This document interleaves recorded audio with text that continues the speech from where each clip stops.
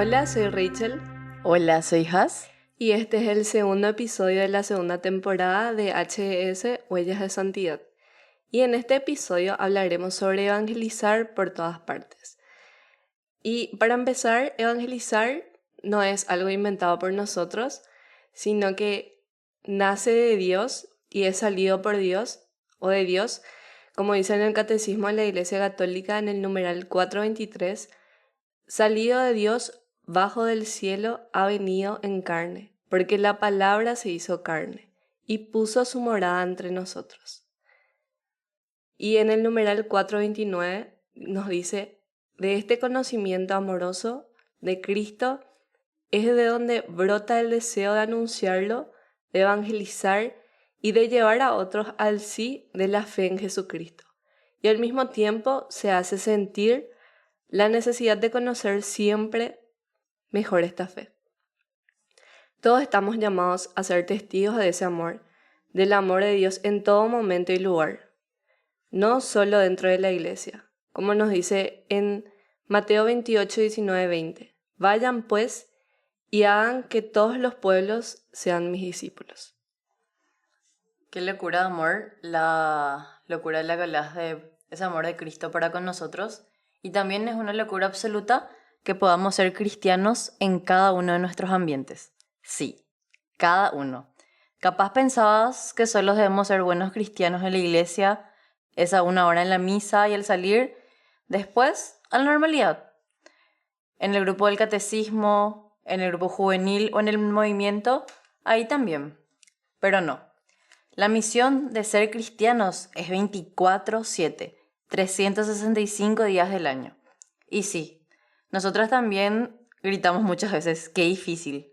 Preferentemente, qué suerte que tenemos libertad para elegir. Por ende, me doy de baja cuando quiero. Pero así también le damos de baja al credo.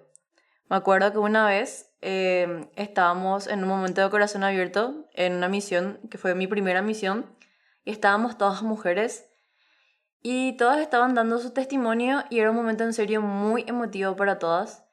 Pero nunca me voy a olvidar cuando una de las chicas, que se llama Mile, dijo que era su segunda vez misionando y que nunca se va a olvidar de todo ese amor que recibió en su primera misión y de cómo ese amor intenso y de manera particular que se vive dentro de una no es algo con lo que vos vas también al salir al mundo real, sino que chocas con la realidad de que muchas veces eso no es lo que vivimos en el día a día, sino que el rencor, el odio, la rabia son lo que están a la orden del día y son lo que palpamos de una manera mucho más difícil.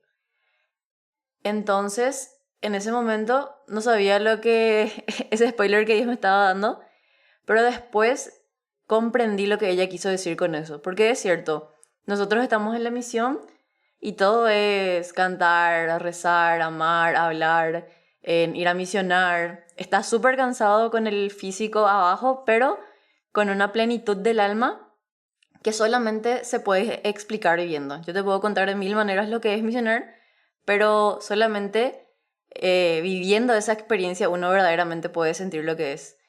Y al salir de esa misión, que fue la primera para mí, me acuerdo que, sí, a esto se refería. Porque no todos vivimos de una manera cristiana y tampoco todos somos cristianos, ya sea en el trabajo, en el colegio, en la facultad, en el grupo de amigos. Y chocamos con diversos pensamientos y también diversas maneras de actuar y muchas veces, de acuerdo a nuestros valores, no es lo que nosotros haríamos lo que hace el prójimo. Entonces te pones a pensar en qué mundo es lo que vivimos ahora. El famoso, el mundo va de mal en peor. Y algo que escuché en estos días es sobre el simbolismo que Jesús eligió un burrito para entrar a Jerusalén. ¿Y por qué un burrito y no un camello o caballo? Porque el burrito representa humildad, servicio y paz, a diferencia del caballo o camello, que en esa época eran símbolos de riqueza, de poder. ¿Y qué nos quiere decir con esto Jesús?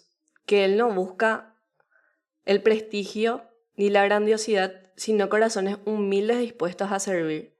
A veces nos sentimos pocos dignos Y así como el burrito, a pesar de no ser imponente, fue un instrumento para el propósito de Jesús. Nosotros también somos llamados, con lo poco que somos o tenemos para hacer esos instrumentos, que Dios nos elige así tal cual como somos.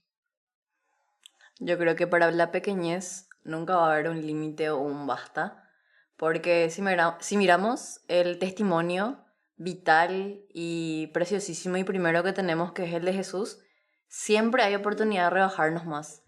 Como Él, siendo el Rey de Reyes, rebajándose al nacer, en vez de en una cuna de oro, en un establo, donde están los animales, donde estos hacen sus necesidades, donde duermen, donde comen, donde están prácticamente todo el día.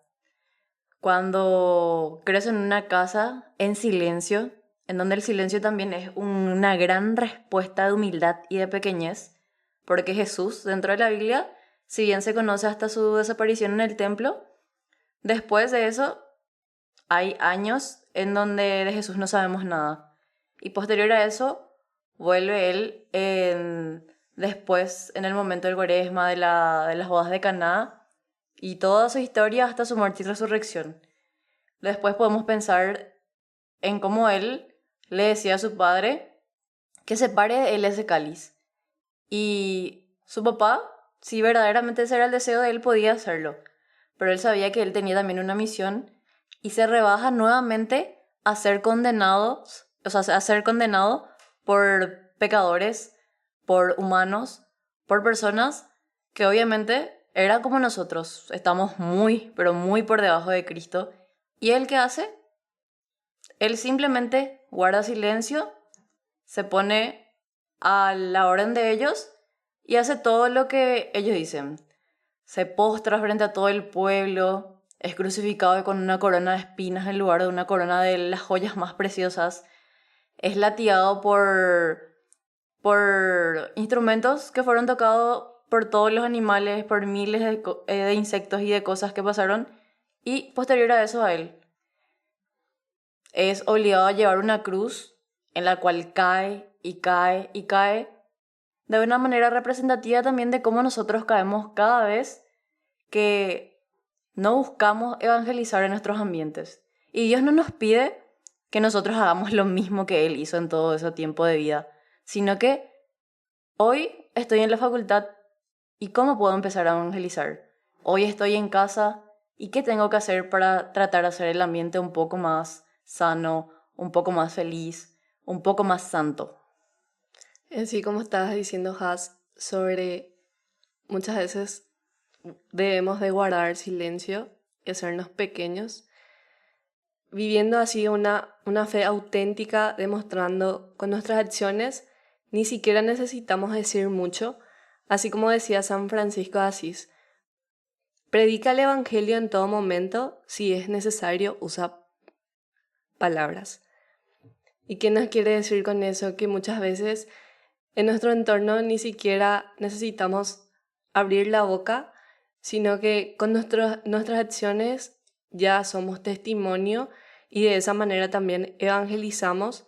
Y no se trata de lo que tenés, sino de lo que tenemos, sino que es lo que permitimos que Jesús haga a través de nosotros. Aunque sientas que no tenés mucho que ofrecer, en las manos de Dios incluso lo más sencillo y humilde puede tener un gran impacto en la evangelización. Y de manera auténtica también nos pide que llevemos ese testimonio de poder ver a Cristo en todas partes. Y como yo creo que actualmente, por lo menos en mi vida puedo decir que veo muchas maneras en la cual Jesús trata de evangelizarnos a todos. Ahora, por ejemplo, hay una serie que es The Chosen, en donde está la misma guía de Jesús y también podemos buscar a través de eso, de la tecnología, de las redes sociales, de las películas. Justamente he visto, por ejemplo, que el viernes pasado en una comunidad de hermanas lanzó una película en la cual trataba también sobre el perdón a los padres. No recuerdo bien el título de la película, pero qué lindo que también podamos evangelizarnos a través de eso, que son pequeños momentos o pequeños lapsos en donde se toca más fuerte.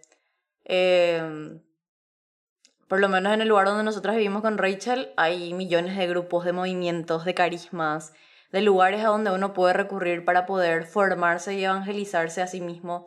Así también los testimonios, como dijimos en uno de los episodios, cuando nos ponemos los lentes para ver las cosas como Jesús los hace, en todo vemos a Dios, en todo vemos la mano del Padre, en todo vemos en el manto protector de María, porque verdaderamente nuestra vida es un testimonio vivo en donde cual todo nos evangeliza. Dios trata de llevarnos hacia el camino del bien y de la santidad de todas las maneras posibles, de todos los modos que pueden existir. También se trata de que nosotros busquemos y de que nosotros hagamos lo posible para poder ser evangelizadores de nuestros ambientes. Porque Dios nos llama a ser santos hoy, aquí y ahora.